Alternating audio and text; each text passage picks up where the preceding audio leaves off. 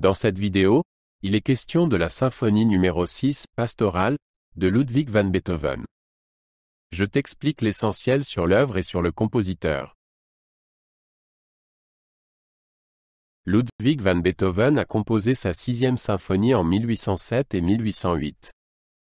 Il travaillait en même temps sur ses 5e et 6e symphonies.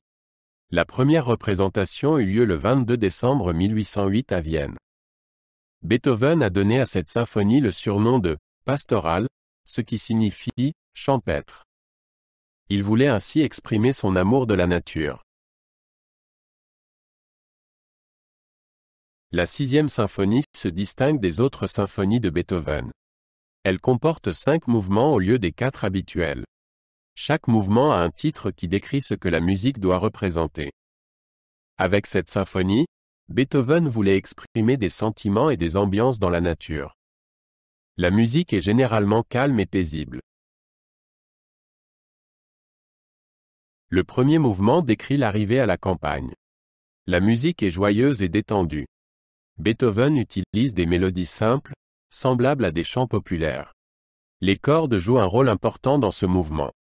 À la fin, la musique devient de plus en plus calme, comme si l'on se reposait dans la nature.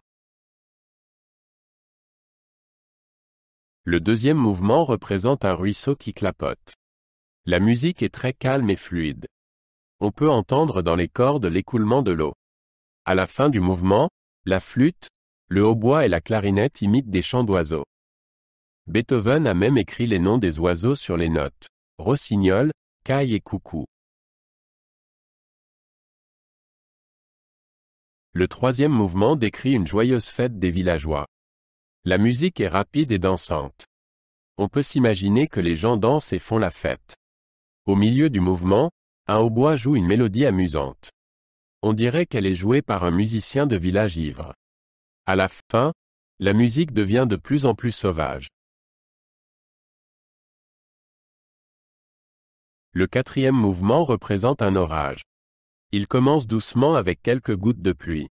Puis la musique devient de plus en plus forte et dramatique. On entend le tonnerre dans les instruments graves. Les cordes jouent des courses rapides qui sonnent comme des éclairs. Beethoven utilise ici le piccolo et les trombones pour représenter la tempête. À la fin, la musique se calme à nouveau, la tempête passe. Le dernier mouvement exprime la joie et la gratitude après l'orage. La musique est calme et paisible.